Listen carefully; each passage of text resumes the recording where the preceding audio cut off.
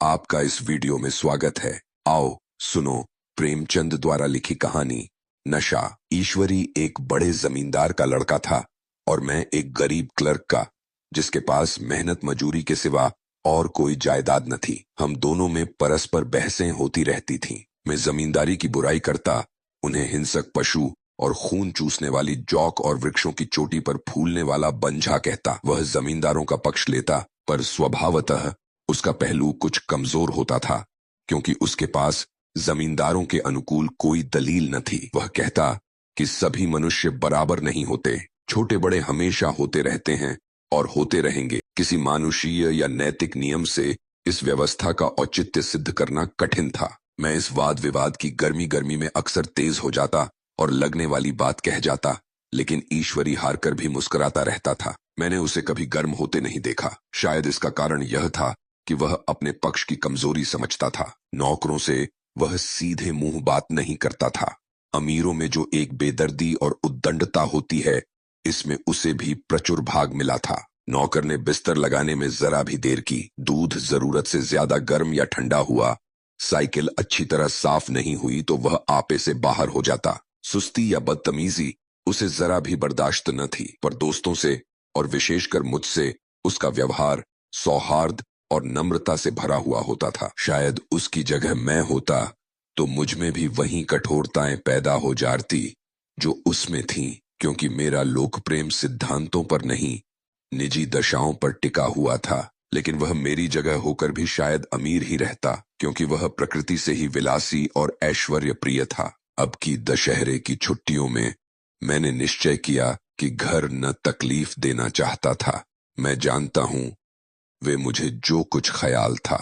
अभी बहुत कुछ पढ़ना है। बोर्डिंग हाउस में ने मुझे अपने घर का नेवता दिया तो मैं बिना आग्रह अमीर होकर भी मेहनती और ज़हीन है न जाऊंगा। मेरे पास किराए के लिए रुपए न थे और न घर वालों को देते हैं, वह उनकी हैसियत से बहुत ज्यादा है। उसके साथ ही परीक्षा का भूल की तरह अकेले पड़े रहने को भी जीना चाहता था।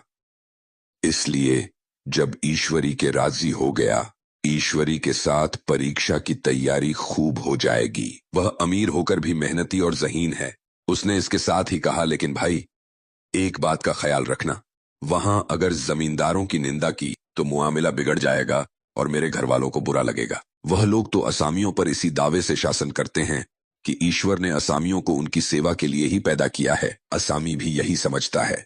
अगर उसे सुझा दिया जाए कि जमींदार और असामी में कोई मौलिक भेद नहीं है तो जमींदारी का कहीं पता न लगे। मैंने कहा, तो क्या तुम समझते हो कि मैं वहां जाकर कुछ और हो जाऊंगा? हाँ, मैं तो यही समझता हूं। तुम गलत समझते हो। ईश्वरी ने इसका कोई जवाब न दिया। कदाचित उसने इस मुआमले को मेरे विवेक पर छोड़ दिया, और बहुत अच्छा किया। अगर वह अपनी बात पर अड़ता तो मैं भी जिद पकड़ लेता। सेकंड क्लास तो क्या, मैंने कभी इंटर क्लास में भी सफर न किया था। अब की सेकंड में क्लास सफर का सौभाग्य प्राप्त हुआ। गाड़ी तो 9 बजे रात को आती थी, पर यात्रा के हर्ष में हम शाम को स्टेशन जा पहुंचे। कुछ देर इधर उधर सैर करने के बाद रिफ्रेशमेंट रूम में जाकर हम लोगों ने भोजन किया। मेरी वेशभूषा और रंग ढंग से पारखी खानसामों को यह पहचानने में देर न लगी कि मालिक कौन है और पिछलग्गू कौन। लेकिन न जाने क्यों मुझे उनकी गुस्ताखी बुरी लग रही थी। पैसे ईश्वरी की जेब से गए। शायद मेरे पिता को जो वेतन मिलता है उससे ज्यादा इन खानसामों को इनाम इकराम में मिल जाता हो। एक अठन्नी तो चलते समय ईश्वरी ही ने दी। फिर भी मैं उन सबों से उसी तत्परता और विनय की अपेक्षा करता था जिससे वे ईश्वरी की सेवा कर रहे थे। ईश्वरी के हुक्म पर सब के सब दौड़ते हैं, लेकिन मैं कोई चीज मांगता हूं तो उतना उत्साह नहीं दिखाते। मुझे भोजन में कुछ स्वाद न मिला। यह भेद मेरे ध्यान को संपूर्ण रूप से अपनी ओर खींचे हुए था। गाड़ी आई, हम दोनों सवार हुए। खानसामों ने ईश्वरी को सलाम किया, मेरी ओर देखा भी नहीं। ईश्वरी ने कहा, कितने तमीजदार हैं ये सब। एक हमारे नौकर हैं कि कोई काम करने का ढंग नहीं। मैंने खट्टे मन से कहा, इसी तरह अगर तुम अपने नौकरों को भी 8 आने रोज इनाम दिया करो तो शायद इनसे ज्यादा चैनल तमीजदार हो जाएं।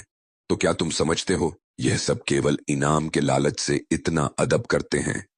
जी नहीं, कदापि नहीं। तमीज और अदब तो इनके रक्त में मिल गया है। गाड़ी चली। डाक थी। प्रयाग से चली तो प्रतापगढ़ जाकर रुकी। एक आदमी ने हमारा कमरा खोला। मैं तुरंत चिल्ला उठा, दूसरा दर्जा है, सेकंड क्लास है। हित्युस मुसाफिर ने डिब्बे के अंदर आकर मेरी और एक विचित्र उपेक्षा की दृष्टि से देखकर कहा, जी हां, सेवक इतना समझता है, और बीच वाले बर्थ पर बैठ गया। मुझे कितनी लज्जा आई, कह नहीं सकती। भोर होते होते हम लोग मुरादाबाद पहुंचे। स्टेशन पर कई आदमी हमारा स्वागत करने के लिए खड़े थे। 2 अद्र पुरुष थे, 5 बेगार। बेगारों ने हमारा लगेज उठाया। दोनों भद्र पुरुष पीछे पीछे चले। एक मुसलमान था, रियासत अली।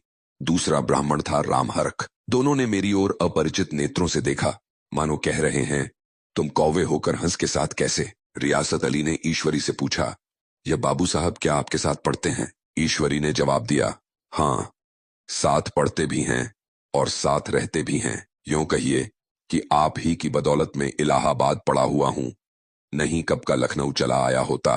अब कि मैं इन्हें घसीट लाया। इनके घर से कई तार आ चुके थे, मगर मैंने इनकारी जवाब दिलवा दिए। आखिरी तार तो अर्जेंट था, जिसकी फीस 4 आने प्रति शब्द है, पर यहां से भी उसका जवाब इनकारी ही गया। दोनों सज्जनों ने मेरी ओर चकित नेत्रों से देखा, आतंकित हो जाने की चेष्टा करते जान पड़े। रियासत अली ने अर्धशंका के स्वर में कहा, लेकिन आप बड़े सादे लिबास में रहते हैं। ईश्वरी ने शंका निवारण की, महात्मा गांधी के भक्त हैं साहब, खद्दर के सिवा कुछ पहनते ही नहीं, पुराने सारे कपड़े जला डाले। यहां कहो कि राजा हैं, 2.5 लाख सालाना की रियासत है, पर आपकी सूरत देखो तो मालूम होता है अभी अनाथालय से पकड़ कर आए हैं। रामहरख बोले, अमीरों का ऐसा स्वभाव बहुत कम देखने में आता है, कोई भांप ही नहीं सकता। रियासत अली ने समर्थन किया, आपने महाराजा चांगली को देखा होता तो दांतों तले उंगली दबाते। एक गाढ़े की मिर्जई और चमरौधे जूते पहने बाजारों में घूमा करते थे। सुनते हैं एक बार बेगार में पकड़े गए थे और उन्हीं ने 10 लाख से कॉलेज खोल दिया। मैं मन में कटा जा रहा था, पर न जाने क्या बात थी कि यह सफेद झूठ उस वक्त मुझे हास्यास्पद न जान पड़ा। उसके प्रत्येक वाक्य के साथ मानो मैं उस कल्पित वैभव के समीपतर आता जाता था। मैं शहसवार नहीं हूं। हाँ, लड़कपन में कई बार लहू घोड़ों पर सवार हुआ हूं। यहां देखा तो 2 कलारास घोड़े हमारे लिए तैयार खड़े थे। मेरी तो जान ही निकल गई। सवार तो हुआ, पर बोटियां कौप रही थीं। मैंने चेहरे पर शिकन न पड़ने दिया, घोड़े को ईश्वरी के पीछे डाल दिया। खैरियत यह हुई कि ईश्वरी ने घोड़े को तेज न किया, वरना शायद मैं हाथ पैर थिपैर तो तुड़वा कर लौटता। संभव है ईश्वरी ने समझ लिया हो कि यह कितने पानी में है। ईश्वरी का घर क्या था? किला था। इमाम बाड़े का सा फाटक, द्वार पर पहरेदार टहलता हुआ, नौकरों का कोई हिसाब नहीं, एक हाथी बंधा हुआ। ईश्वरी ने अपने पिता, चाचा, ताऊ आदि सबसे मेरा परिचय कराया, और उसी अतिशयोक्ति के साथ ऐसी हवा बांधी कि कुछ न पूछिए। नौकर चाकर ही नहीं, घर के लोग भी मेरा सम्मान करने लगे। देहात के जमींदार, लाखों का मुनाफा, मगर पुलिस कांस्टेबल को अफसर समझने वाले कई महाशय तो मुझे हुजूर हुजूर कहने लगे। जब जरा एकांत हुआ तो मैंने ईश्वरी से कहा, तुम बड़े शैतान हो यार, मैं मेरी मिट्टी क्यों पलीत कर रहे हो? ईश्वरी ने दृढ़ मुस्कान के साथ कहा, इन गधाओं के सामने यही चाल जरूरी थी, वरना सीधे मुंह बोलते भी नहीं। जरा देर के बाद नाई हमारे पांव दबाने आया। कुंवर लोग स्टेशन से आए हैं, थक गए होंगे। ईश्वरी ने मेरी ओर इशारा करके कहा, पहले कुंवर साहब के पांव दबा।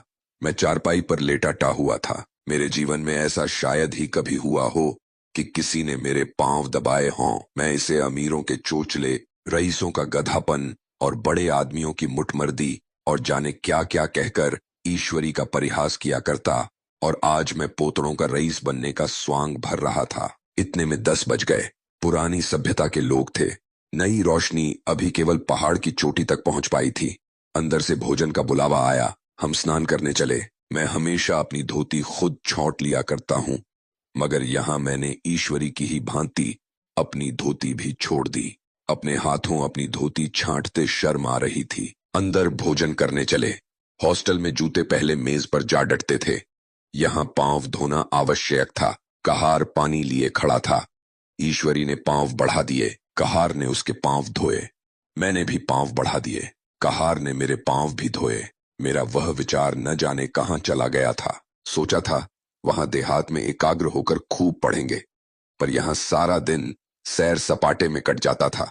कहीं नदी में बजरे पर सैर कर रहे हैं, कहीं मछलियों या चिड़ियों का शिकार खेल रहे हैं, कहीं पहलवानों की कुश्ती देख रहे हैं, कहीं शतरंज पर जमे हैं। ईश्वरी खूब अंडे मंगवाता और कमरे में स्टोव पर ऑमलेट बनते। नौकरों का एक जत्था हमेशा घेरे रहता। अपने हाथ पांव हिलाने की कोई जरूरत नहीं, केवल जबान हिला देना काफी है। नहाने बैठो तो आदमी नहलाने को हाजिर काए, लेटो तो आदमी पंखा झलने को खड़े। मैं महात्मा गांधी का कुंवर चेला मशहूर था। भीतर से बाहर तक मेरी धाक थी। नाश्ते में जरा भी देर न होने पाए, कहीं कुंवर साहब नाराज न हो जाएं, बिछावन ठीक समय पर लग जाए। कुंवर साहब के सोने का समय आ गया। मैं ईश्वरी से भी ज्यादा नाजुक दिमाग बन गया था, या बनने पर मजबूर किया गया था। ईश्वरी अपने हाथ से बिस्तर बिछा ले, लेकिन कुंवर मेहमान अपने हाथों से कैसे अपना बिछावन बिछा सकते हैं? उनकी महानता में बट्टा लग जाएगा। एक दिन सचमुच यही बात हो गई। ईश्वरी घर में था। शायद अपनी माता से कुछ बातचीत करने में देर हो गई। यहां 10 बजने में देर हो गई। मेरी आंखें नींद से झपक रही थीं, मगर बिस्तर कैसे लगाऊं? कुंवर जो ठहरा। कोई 11:30 बजे महरा आया। बड़ा मुंहलगा नौकर था। घर के धंधों में मेरा बिस्तर लगाने की उसे सुधी ही ऐसी डॉट बताई कि उसने भी याद किया होगा। न रही। अब जो याद आई तो भागा हुआ आया। मैंने ईश्वरी मेरी डॉट सुनकर बाहर निकल आया और बोला, तुमने बहुत अच्छा किया। यह सब हरामखोर इसी व्यवहार के योग्य हैं। इसी तरह ईश्वरी एक दिन एक जगह दावत में गया हुआ था। शाम हो गई, मगर लैंप मेज पर रखा हुआ था। दियासलाई भी थी, लेकिन ईश्वरी खुद कभी लैंप नहीं जलाता था। फिर कुंवर साहब कैसे जलाएं? मैं झुंझला रहा था। समाचार पत्र आया रखा हुआ था। जी उधर लगा हुआ था, पर लैंप नदारद। दैव योग से उसी वक्त मुंशी रियासत अली आ निकले। मैं उन्हीं पर उबल पड़ा। ऐसी फटकार बताई कि बेचारा उल्लू हो गया। तुम लौरगा को इतनी फिक्र भी नहीं कि लैंप तो जलवा दो? मालूम नहीं ऐसे कामचोर आदमियों का यहाँ कैसे गुजर होता है। मेरे यहाँ घंटे भर निर्वाह न हो। रियासत अली ने कौपते हुए हाथों से लैंप जला दिया। वहां एक ठाकुर अक्सर आया करता था। कुछ मनचला आदमी था। महात्मा गांधी का परम भक्त। मुझे महात्मा जी का चेला समझकर मेरा बड़ा लिहाज करता था, पर मुझसे कुछ पूछते संकोच करता था। एक दिन मुझे अकेला देखकर आया और हाथ बांधकर बोला, सरकार तो गांधी बाबा के चेले हैं ना? लोग कहते हैं कि यहां सुराज हो जाएगा तो जमींदार न रहेंगे। मैंने शान जमाई, जमींदारों के रहने की जरूरत ही क्या है? यह लोग गरीबों का खून चूसने के सिवा और क्या करते हैं? ठाकुर ने फिर पूछा, तो क्यों सरकार, सब जमींदारों की जमीन छीन ली जाएगी? मैंने कहा, बहुत से लोग तो खुशी से दे देंगे, जो लोग खुशी से न देंगे उनकी जमीन छीननी ही पड़ेगी। हम लोग तो तैयार बैठे हुए हैं। ज्यों ही स्वराज्य हुआ, अपने इलाके असामियों के नाम हिब्बा कर देंगे। मैं कुर्सी पर पांव लटकाए बैठा था। ठाकुर मेरे पांव दबाने लगा। फिर बोला, आजकल जमींदार लोग बड़ा जुल्म करते हैं सरकार। हमें भी हुजूर अपने इलाके में थोड़ी सी जमीन दे दें तो चलकर वहीं आपकी सेवा में रहे। मैंने कहा, अभी तो मेरा कोई अख्तियार नहीं है भाई, लेकिन ज्यों ही अख्तियार मिला मैं सबसे पहले तुम्हें बुलाऊंगा।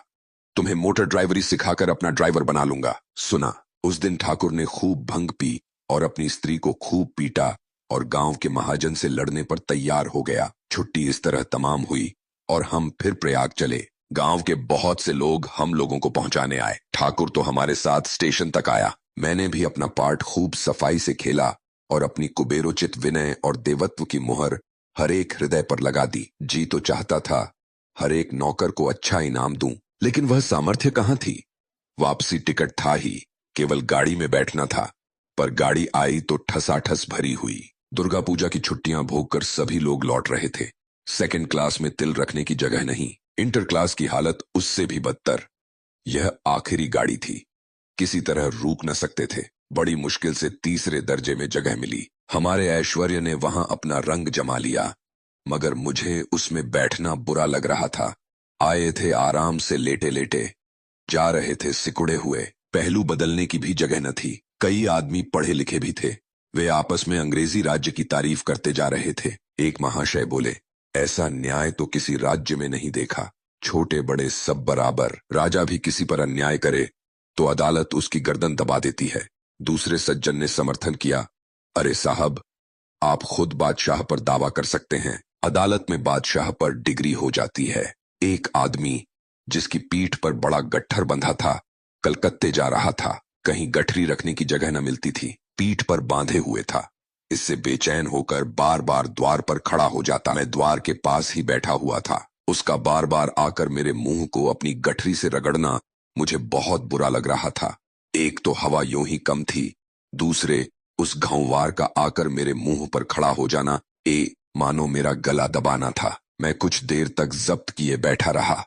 एकाएक मुझे क्रोध आ गया। मैंने उसे पकड़कर पीछे ठेल दिया और 2 तमाचे जोर जोर से लगाए। उसने आंखें निकालकर कहा, क्यों मारते हो बाबूजी? हमने भी किराया दिया है। मैंने उठकर 2-3 तमाचे और जड़ दिए। गाड़ी में तूफान आ गया। चारों ओर से मुझ पर बौछार पड़ने लगी। अगर इतने नाजुक मिजाज हो तो अव्वल दर्जे में क्यों नहीं बैठे? कोई बड़ा आदमी होगा तो अपने घर का होगा। मुझे इस तरह मारते तो दिखा देता। क्या कसूर किया था बेचारे ने? गाड़ी में सांस लेने की जगह नहीं। खिड़की पर जरा सांस लेने खड़ा हो गया तो उस पर इतना क्रोधा अमीर होकर क्या आदमी अपनी इंसानियत बिल्कुल खो देता है? यह भी अंग्रेजी राज है जिसका आप बखान कर रहे थे, एक ग्रामीण बोला। दफ्तरन मां घुसन तो पावत नहीं, उस पर इतना मिजाज। ईश्वरी ने अंग्रेजी में कहा, what an idiot you are. बीर अर्थात बीर, तुम कितने मूर्ख हो। और मेरा नशा अब कुछ कुछ उतरता हुआ मालूम होता था। ये थी प्रेमचंद द्वारा लिखी कहानी नशा। वीडियो में अंत तक बने रहने के लिए धन्यवाद।